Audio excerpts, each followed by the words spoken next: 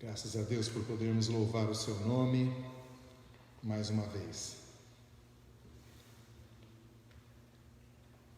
Meus queridos, já é um lugar comum dizer que a família é a célula mãe da sociedade. E com isso se quer dizer que a família é a base de formação de toda a sociedade. É o primeiro ambiente social da nossa convivência, é onde nós aprendemos a coexistir, a amar, a dividir, a argumentar, a ceder, a cuidar, a lidar com conflitos e também a perdoar. Habilidades que precisaremos para a nossa vida em sociedade, sem as quais essa mesma vida em sociedade seria inviável. E essa importância da família sempre foi reconhecida com muita clareza, mas de uns tempos para cá a coisa foi ficando mais confusa. Por exemplo, com a vulgarização do divórcio, os limites da família têm sido borrados. Há padrastos e madrastas, aos filhos do primeiro casamento, pais que mandam pensão mensalmente e às vezes são vistos ainda mais raramente pelos seus filhos, além de novos namorados da mãe, etc, etc. Há, por outro lado, o avanço do papel do Estado, e as funções da família, então, têm também sido borradas. É o governo quem diz o que o seu filho deve estudar, é o cartório que diz o valor do seu casamento, é o Ministério Público, por exemplo, que determina como você deve disciplinar o seu filho, e assim por diante. É o STF quem diz se um casamento também é realizado entre pessoas do mesmo sexo e por aí vai. Outras mudanças ainda têm borrado os papéis dentro da família. Está mais e mais comum que maridos não se responsabilizem pela provisão do seu lar, pais que não têm autoridade alguma sobre suas crianças, cachorros, gatos e outros pets ocupando o lugar dos filhos. Diante de todo esse turbilhão, os cristãos precisam de muita sabedoria para conduzirem as suas famílias. E, graças ao nosso Pai Celestial, essa sabedoria está na Palavra de Deus, disponível para cada um de nós a pesquisarmos, a procurarmos e a encontrarmos. Particularmente, há uma parte das Escrituras Sagradas que os estudiosos denominam de literatura de sabedoria, composta pelos livros de Jó, Provérbios e Eclesiastes. No pensamento hebreu, sabedoria não sugere algo tão abstrato como sugere em nossa própria língua e cultura. Ela tem uma conotação mais prática, mais no sentido de habilidade, de um domínio de uma técnica, por exemplo, como a sabedoria que um serralheiro tem que ter para trabalhar em metais, por exemplo. Mas em Provérbios, especificamente, sabedoria é uma habilidade de viver corretamente nas mais diversas situações da vida, tanto diante de Deus quanto em referência ao próximo. Uma habilidade que nunca é neutra, como no caso do ferreiro ou do serralheiro. Essa habilidade específica, essa sabedoria que Provérbios apresenta, ela não é neutra. O sábio sempre é também o justo. Agora, segundo a Bíblia, essa sabedoria pode ser aprendida. Assim como a sabedoria lá do serralheiro, essa sabedoria para uma vida de acordo com a vontade de Deus também pode ser aprendida. Primeiramente, pela observação da vida como ela é, da ordem criada, das coisas como elas são no mundo de Deus. Em segundo lugar, pelo conhecimento e sujeição à lei de Deus, tentando aplicá-la a cada situação específica observada. E por fim, ela pode ser aprendida pela humilde atenção ao ensino dos sábios, daqueles que transmitem a sabedoria acumulada nas gerações de servos de Deus do passado. Então o livro de Provérbios fala desse tipo de sabedoria, fala dessa sabedoria como podendo ser aprendida, e nesses três âmbitos ela então pode ser transmitida a outros. E é em Provérbios a nossa leitura e a nossa meditação desta noite. Abra sua Bíblia, se você a tem, em Provérbios capítulo 4. Vamos ler todo esse capítulo de Provérbios, capítulo 4, então, do 1 até o 27.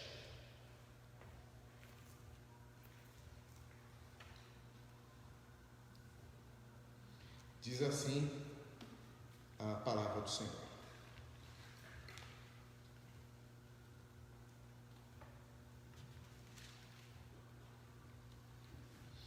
Ouvi, filhos, a instrução do Pai, e estai atentos para conhecerdes o entendimento, porque vos dou boa doutrina, não deixes o meu ensino.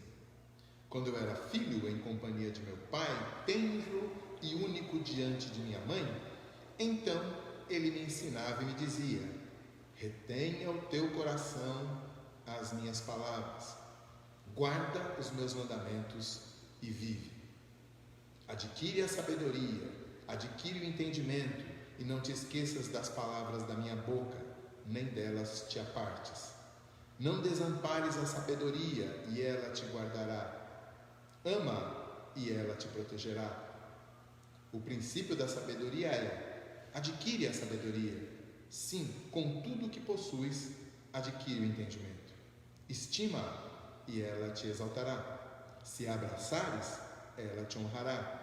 Dará à tua cabeça um diadema de graça, e uma coroa de glória te entregará. Ouve, filho meu, e aceita as minhas palavras, e se te multiplicarão os anos de vida. No caminho da sabedoria te ensinei, e pelas veredas da retidão te fiz andar. Em andando por elas, não se embaraçarão os teus passos. Se correres, não tropeçarás. Retém a instrução e não a largues. Guarda-a, porque ela é a tua vida. Não entres na vereda dos perversos, nem sigas pelo caminho dos maus. Evita-o, não passes por ele. Desvia-te dele e passa de largo, pois não dormem se não fizerem mal. E foge deles o sono, se não fizerem tropeçar alguém. Porque comem o pão da impiedade e bebem o vinho das violências. Mas a vereda dos justos é como luz da aurora, que vai brilhando mais e mais até ser dia perfeito. O caminho dos perversos é como a escuridão, nem sabem eles em que tropeçam. Filho meu, atenta para as minhas palavras e os meus ensinamentos, e aos meus ensinamentos inclina os ouvidos. Não os deixes apartar-se dos teus olhos, guarda-os no mais íntimo do teu coração, porque são vida para quem os acha e saúde para o seu corpo. Sobre tudo o que se deve guardar, guarda o coração, porque dele procedem as fontes da vida. Desvia de ti a falsidade da boca e afasta de ti a perversidade dos lábios. Os teus olhos olhem direito e as tuas pálpebras diretamente diante de ti. Pondera a vereda de teus pés e todos os teus caminhos sejam retos. Não declines nem para a direita nem para a esquerda. Retira o teu pé do mal. Até aqui a nossa leitura. Como vocês devem ter reparado, o nosso texto é como se fosse uma palestra de um pai a seus filhos, exortando-os a buscarem ser sábios e a fugirem das más influências. Muito parecida com inúmeros sermões que inúmeros pais dão todos os dias a seus filhos por todo o mundo. E ele inicia pedindo insistentemente que os seus filhos ouçam a sua instrução no primeiro versículo, que depois, como é comum na literatura poética do Antigo Testamento, da Bíblia, depois é substituído por outras palavras, por sinônimos, para assim compor uma harmonia. Então depois ele fala de doutrina e de ensino no versículo 2, depois no versículo 4 e 5 ele fala de mandamentos, de sabedoria, de entendimento. Tudo isso, todas essas palavras, esses termos diferentes estão apenas enfocando, estão apenas enfatizando que essa conversa sobre essa instrução, essa lição que será dada é extremamente importante, é vital para os filhos. E o que ele deseja ensinar, na verdade, é o mesmo ensinamento que ele ouviu de seu pai quando era jovem. Então ele diz lá no versículo 3: quando eu era filho em companhia de meu pai, ele me ensinava e dizia, e segue. Ele está transmitindo aquilo que ele ouviu. Essa palestra que nós acabamos de ler está sendo repassada do avô para o neto agora, de geração em geração. Até esse plural aí, filhos, né? que não é como as outras vezes em que em Provérbios o orador diz atende filho, né? Sempre é no singular, mas aqui no plural, até isso nos indica então que talvez o orador, o pai aqui está querendo que essa mensagem que já vem do seu pai não apenas seja interrompida em si mesmo, mas nem em seu filho, mas em outros filhos que virão, em outras gerações que se seguirão. E tudo isso então, todo esse conhecimento, toda essa sabedoria recebida por essas gerações após gerações, desde que elas tenham a disposição de ouvir. E a importância da sua instrução então não está na sua novidade, não está no seu ineditismo, não é algo totalmente diferente para o qual ele chama atenção porque é inédito. Pelo contrário, o valor daquilo que ele vai dizer está exatamente na sua antiguidade, no seu valor já testado e aprovado pelo tempo e também atestado nas vidas de tantos que o antecederam, todos vivendo de acordo com essa instrução, com esta sabedoria que ele agora quer transmitir.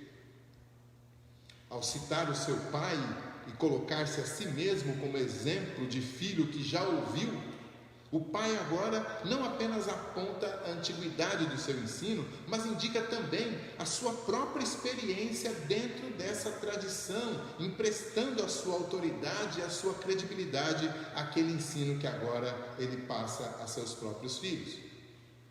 E ele então se lembra daquilo que aprendeu enquanto vivia com os seus pais, né? O versículo 5 aí pode ser traduzido literalmente assim: eu me tornei filho para meu pai, suave e único aos olhos de minha mãe. Essas expressões trazem uma imagem de um ambiente de obediência, de imitação dos pais, de alguém moldável para o ensino de seus pais, mas também de pais que carinhosamente cuidam para que este filho então seja corretamente moldado.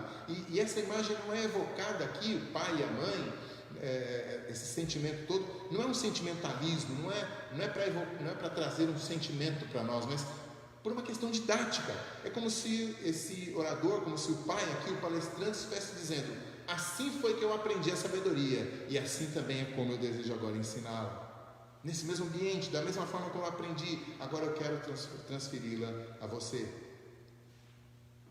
É claro que esse recurso narrativo, meio autobiográfico, né, de dizer, eu também fui como você, criança, eu também aprendi, esse recurso faz com que o pai esteja agora exposto ao escrutínio do próprio filho. O filho agora pode se perguntar: será que o meu pai seguiu o caminho da sabedoria que meu avô apontou? Será que o pai agora tem autoridade para repassar a instrução? Ou ele estava descredenciado pelo seu próprio estilo de vida, longe da sabedoria que aprendeu? Esse aspecto autobiográfico, vamos dizer assim, e que expõe o autor, ele é a maior força do ensino doméstico da sabedoria, ou o seu calcanhar de Aquiles. Porque não se trata de um conhecimento teórico, abstrato, adquirido em livros e exercitado nos bancos escolares. Não, ter sabedoria é viver. E quem não vive a sabedoria não pode ensiná-la, portanto. Como você pode depois conferir nos capítulos anteriores, o ensino desta palestra do capítulo 4 não traz de fato nenhuma novidade, nem mesmo em relação ao livro. Quase tudo que ele diz aqui, e às vezes até mesmo com as mesmas palavras, já foi dito nos capítulos 1, 2 e 3, e depois será repetido nos próximos. É que, por meio da repetição, as lições se reforçam mutuamente e vão se assentando na mente, na memória, e assim espera o pai, também no coração do filho. Então, não é apenas a repetição de geração em geração, mas também o conteúdo é repetitivo. A sabedoria é um conteúdo que precisa ser passado, e ela não precisa ser inventada, mas passada e repassada e transmitida com sinceridade, com fidelidade. Nós vamos tratar da relação entre pais e filhos nos 2 últimos domingos deste mês, em outros textos de Provérbios mais pertinentes. Ainda que este fale sobre pais e filhos, nós vamos falar da família como um todo nesta noite. E o retrato deste lar, onde o filho que aprendeu com seu pai e sua mãe, e agora ensina a seus próprios filhos, e ainda tem a expectativa de que outros filhos deles venham aprender a mesma coisa, este retrato nos mostra que, de uma maneira ou de outra, estamos todos enquadrados como mestres e ao mesmo tempo aprendizes da sabedoria em nossos lares. Não há exceção. Então, meus irmãos, as nossas famílias precisam ser locais de ensino, de instrução da sabedoria que vem do alto e que molda o jeito com que nós enxergamos o mundo e vivemos a vida. Essa é a proposta da sabedoria. A igreja de fato coleciona e transmite a verdade ensinada nas gerações dos santos, mas você é que precisa encarnar essa verdade, viver essa verdade no dia a dia da sua família. A sabedoria é ensinada tanto por palavras a serem ouvidas, quanto pelo exemplo a ser imitado. E nos nossos lares, em nossas famílias, essa questão do exemplo é fundamental. Essa questão da imitação, do modelar a vida um do outro. Eu ensino a minha esposa os caminhos do Senhor, e ela ensina a mim. Ambos ensinamos os nossos filhos, e eles nos instruem também. Conforme nós nos assentamos em casa, andamos por aí, nos deitamos, nos levantamos, como diz Moisés lá em Deuteronômio capítulo 6, em todo o tempo, na vida, na experiência do convívio, é aí que se aprende essa sabedoria prática. E é claro, assim como no caso do pai aqui do capítulo 4, essa metodologia nos expõe. Óbvio, eu posso impressionar facilmente 20 alunos numa classe de escola dominical, também posso impressionar 80 membros num culto público, posso impressionar 2 dúzias de pastores no presbitério, mas eu não engano ninguém lá em casa. Lá todos me conhecem sem maquiagem, sem teatro algum, e é lá que eu preciso viver a sabedoria, se eu quiser ensiná-la. Uma das razões pelas quais se dizia que Cristo ensinava com autoridade, diferentemente dos fariseus, era pela sua integridade. Não havia diferença entre o que ele dizia e aquilo que ele vivia, entre o que ele ensinava e o que ele praticava. Quando João descreve o encontro de Jesus com seus discípulos, ele os chama para a sua casa, onde eles podiam vê-lo comendo, bebendo, orando, pregando, recebendo enfermos e endemoniados, vivendo em perfeita consonância com a vontade de seu Pai, cada minuto do dia. Sabedoria. E repare também no ambiente pedagógico da família: respeito, carinho, obediência, cuidado, convívio amoroso. É ali que essa mesma lição antiga pode ser repetida vez após vez, de geração em geração, sem se tornar cansativa. Quem é que se cansa de conviver e conversar com quem a gente ama e por quem a gente é amado? Agora, evidentemente, se nosso dia a dia é de indiferença, de falta de atenção, de frieza, de berros, o famoso cada um por si, então que lição estaremos ensinando? Não será da sabedoria, com certeza. Se nós queremos que nossos lares sejam escolas da sabedoria divina, meus irmãos, nós devemos saber que a lousa somos nós, pois cada lição da palavra de Deus precisa ser exposta e exemplificada em nossa vida diária, para que nós possamos ler uns aos outros, praticando a sabedoria de Deus. Isso significa que, ao contrário de Cristo, muitas vezes teremos que pedir perdão por não sermos tão sábios quanto deveríamos. Perdão ao nosso cônjuge, perdão aos nossos filhos, perdão aos nossos pais, perdão aos nossos irmãos, perdão à família. Essa é a vida sábia que nós podemos ter. Uma vida de busca da sabedoria e de arrependimento, contrição e de perdão por não a alcançarmos plenamente. Voltando ao nosso texto, uma palavra-chave recebida do avô e agora transmitida ao neto é adquira. Você deve ter reparado, ela aparece 4 vezes no versículos 5 e 7. Adquire a sabedoria, adquire o entendimento. Adquire a sabedoria, adquire o entendimento. Ele está dizendo: meu filho, compre a sabedoria. Compre. E é claro, a sabedoria não é um produto para se encomendar em um site qualquer. O sentido é: invista tempo, gaste nem que sejam todos os seus bens, se desgaste naquilo que virá a ser o seu bem mais precioso, a sabedoria. Mas atenção, lembre-se de que o sábio não está falando em ter uma boa formação acadêmica, que de fato é bastante caro em nossos dias, mas não é disso que ele está falando. Para aprender a sabedoria, mais importante do que certo nível econômico ou intelectual é desejar ser sábio. No versículo 8 ele usa alguns verbos, depois no 10, depois mais adiante, alguns verbos para expressar esse desejo da sabedoria. Ele diz assim: estima, né? Ou seja, aprecie. Se a abraçares, abrace-a. Um pouco abaixo, no 10, aceita. Depois no 13, retenha, não alargues, guarda.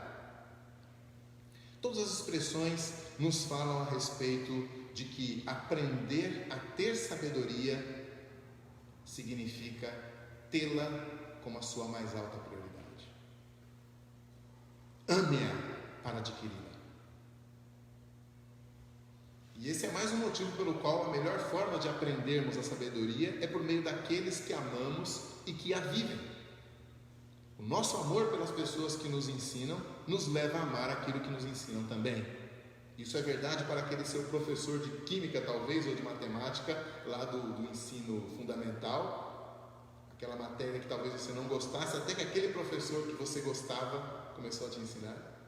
E isso é obviamente muito mais verdade ainda quando falamos dessa sabedoria, desse viver de acordo com a vontade de Deus.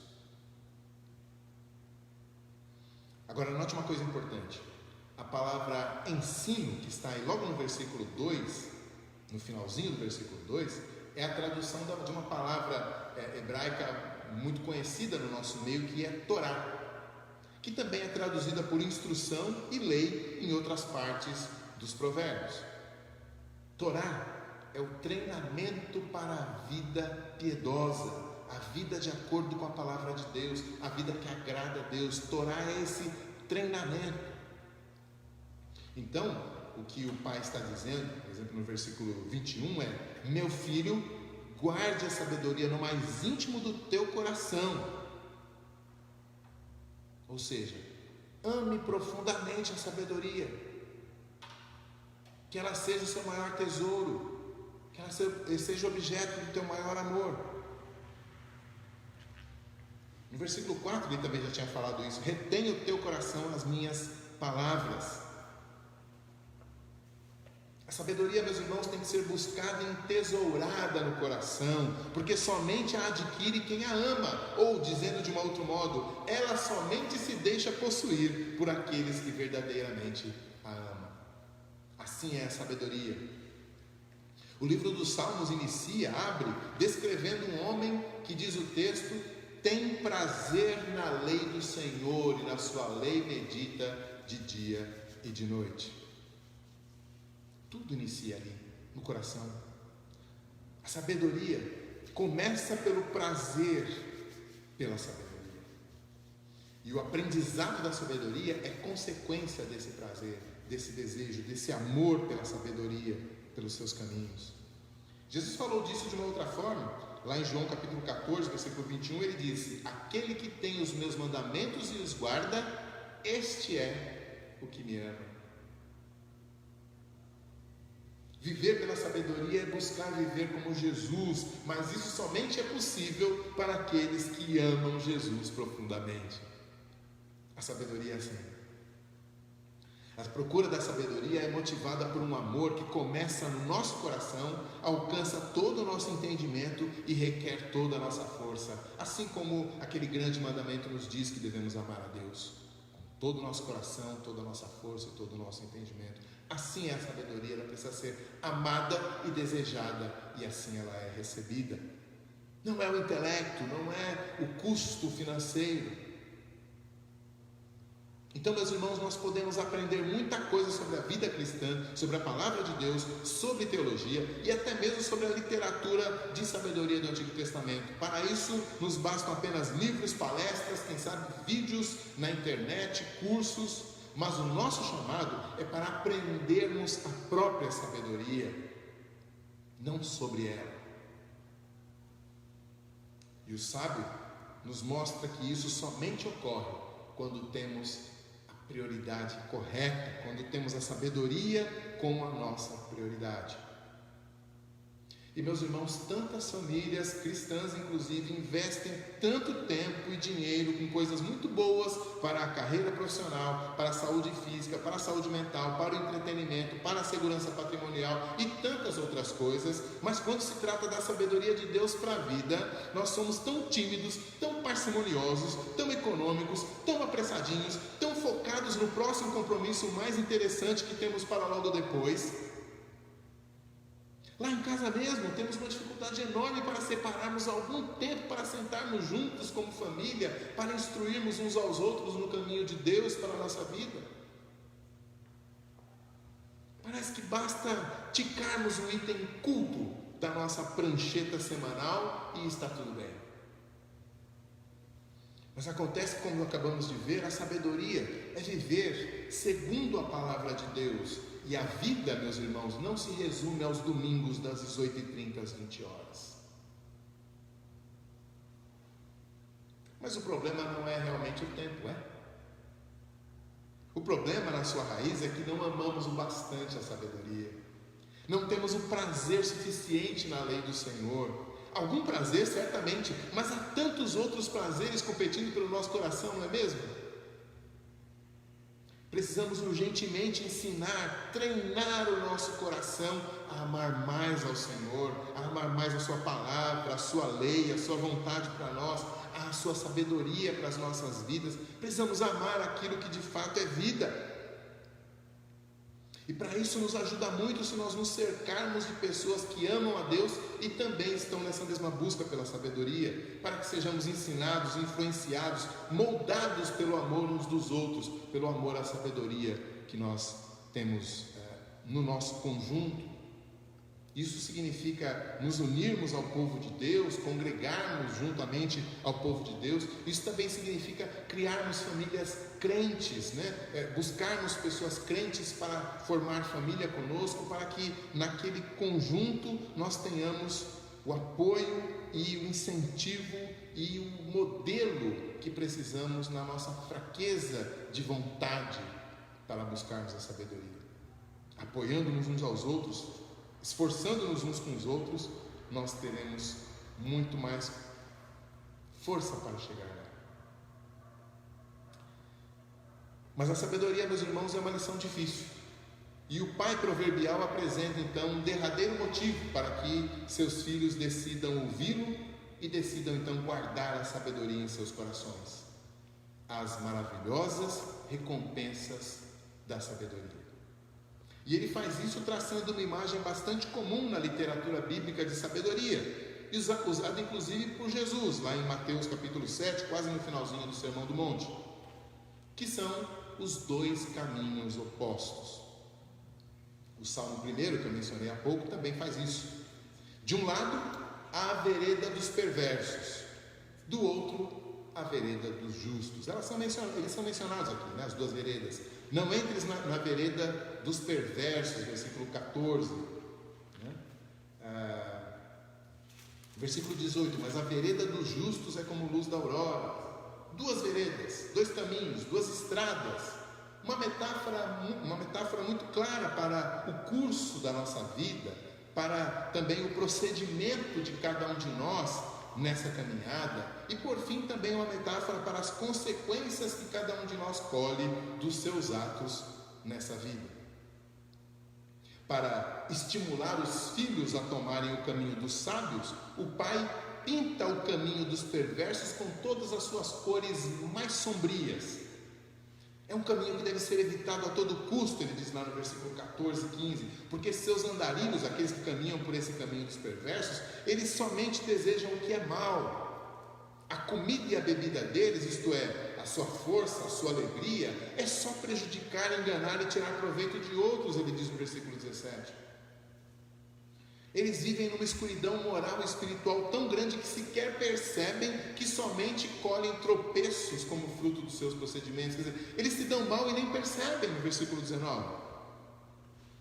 Então afaste-se do caminho dos perversos, diz o autor. Já o caminho da sabedoria é diferente. Ele é marcado pela retidão moral, por uma luz que parece com a luz da aurora, ou seja, com a luz da manhã, uma luz espiritual. E por isso, por ser um caminho tão reto e iluminado, não há tropeços, ou seja, há uma vida melhor caminhando por aqui. No versículo 11, ele fala dessas veredas de retidão. No versículo 12 ele diz que não, seus passos não se embaraçarão, nem mesmo se você correr. No versículo 18 ele diz que há uma luz que brilha mais e mais até a iluminação perfeita. É um caminho onde não há falsidade nem maldade nas palavras, no versículo 24. Não há desvios que levem o viajante à perdição. No final do texto, não te inclines nem para a direita nem para a esquerda, não te desvies, né? Retire o teu pé de lá, que os teus caminhos sejam retos. Qual o caminho a ser escolhido? O caminho da sabedoria, porque ele recompensa os que o percorrem com a exaltação, com honra, com graça, com glória. No versículo 8 e 9 o autor fala de uma coroa, uma diadema de graça que o caminho da sabedoria coloca sobre aqueles que o percorrem. Então vale a pena caminhar pelo caminho da sabedoria e não pelo caminho dos perversos. E acima de tudo, a recompensa do caminho da sabedoria é a vida. Ela é mencionada algumas vezes aqui, no versículo 10, ele fala de anos de vida, né? Se multiplicarão os seus anos de vida. Depois ele fala no versículo 13 sobre a sabedoria ser a tua vida, ou seja, preservar a tua vida, né? Você vai viver se você estiver lá. No versículo 22 ele fala, porque são vida para quem acha e saúde para o corpo. E depois ele fala do coração como as fontes da vida. Um coração sábio é fonte de vida. Essas promessas de vida para quem atenta, para quem escuta a voz da sabedoria, para quem trilha o caminho da sabedoria, estão bem presentes em todo o livro de Provérbios. A vida aparece mais de 40 vezes neste livro. E nos remetem, é claro, em primeiro lugar, àquela promessa de vida longa que a lei de Moisés, o 5º mandamento, entrega para aqueles que honram seus pais. Honra teu pai e tua mãe para que te prolonguem os seus dias sobre a terra. Filhos que honram os pais, como este filho deveria agora honrar, ouvindo a palavra do seu pai e indo pelo caminho da sabedoria, recebem a promessa de vida longa. Melhor ainda, essas promessas de vida nos apontam para a nova aliança no sangue de Jesus, que ele derramou lá na cruz para que tivéssemos vida e vida em abundância, vida eterna como filhos de Deus. Apontam essas promessas de vida para a nova aliança de Jesus, o único que tem, conforme Pedro confessa lá em João capítulo 6, o único que tem as palavras de vida. Então, meus irmãos, não se iludam. Há apenas dois caminhos, nos diz este pai preocupado, e eles são opostos, eles nem se cruzam. Se não estamos avançando na vereda da sabedoria, estamos escorregando em direção à estrada dos insensatos. Não há meio termo, não há terceira via, não há terreno neutro entre os dois. E nós vivemos num tempo em que a vereda dos perversos se tornou uma grande rodovia pela qual circulam em alta velocidade para longe do Senhor, rumo à perdição. E não estamos falando aqui daqueles que são considerados bandidos e criminosos, como aqueles que o pai do provérbio, que nós estamos lendo, descreve aqui, aqueles que querem fazer violência, que querem derramar sangue. Não, estamos falando daqueles que são os considerados mais importantes na nossa sociedade. Governantes, legisladores, juízes, professores de ensino médio, colegas de faculdade, vizinhos de condomínio, chefes de departamento, artistas famosos, influencers de internet, jogadores de futebol, parentes incrédulos, redatores de novela, cantores. A lista de perversos é enorme. E se queremos guardar os nossos pés, se queremos nos manter no caminho da vida, precisamos estar atentos às influências que entram em nosso lar, em nossos corações, e que desviam o nosso olhar do caminho reto para os caminhos tortos e mal iluminados do mundo.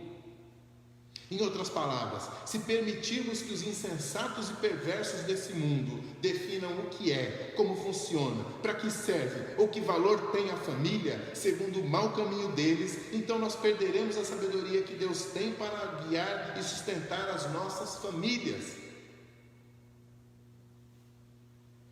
Então, meus irmãos, amem a vereda da sabedoria e odeiem o caminho do mundo, porque apesar de espaçoso e de haverem muitos que o percorrem alegremente, ele dá apenas em morte. Certa vez o próprio Senhor Jesus disse: eu sou o caminho, ninguém vem ao Pai senão por mim. João 14,6.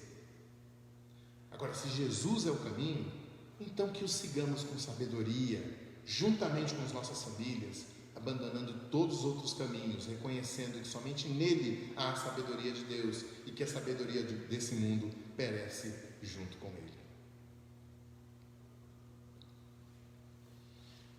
Concluindo, meus irmãos, como nós vimos, a família cristã é o local no qual o aprendizado da sabedoria, daquela vida de acordo com a palavra de Deus, pode ser adquirido no contexto pedagógico de amor, com autoridade, testado nas gerações e observado na prática cotidiana. É a escola da sabedoria de Deus. A vida em família é o ambiente ideal para o ensino da sabedoria, porque somente ali podemos ver e conviver com pessoas que amam a sabedoria, vivem de acordo com a sabedoria e recebem a recompensa da sabedoria. Que nós possamos ser mestres uns dos outros e que as nossas famílias possam ser escolas da sabedoria do Senhor. Que o Senhor assim abençoe as nossas famílias com uma porção dobrada da sua sabedoria.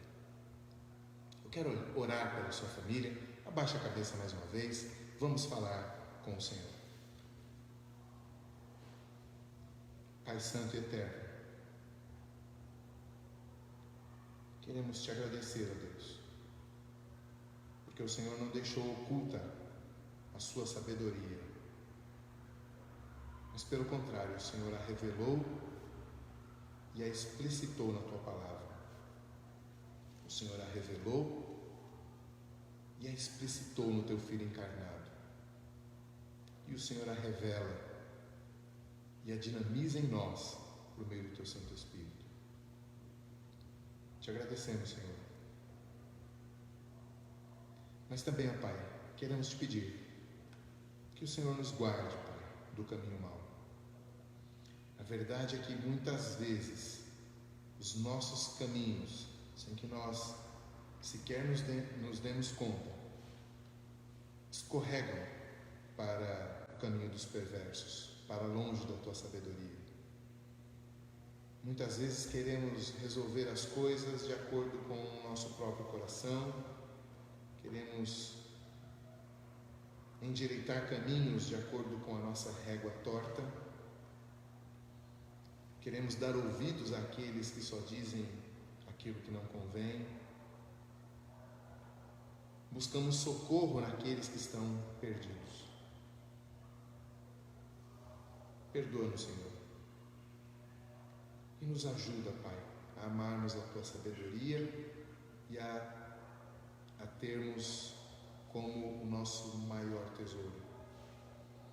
E que essa sabedoria, Pai, do Senhor, entesourada em nosso coração, possa moldar e transformar as nossas famílias, para que sejam escolas da Tua sabedoria,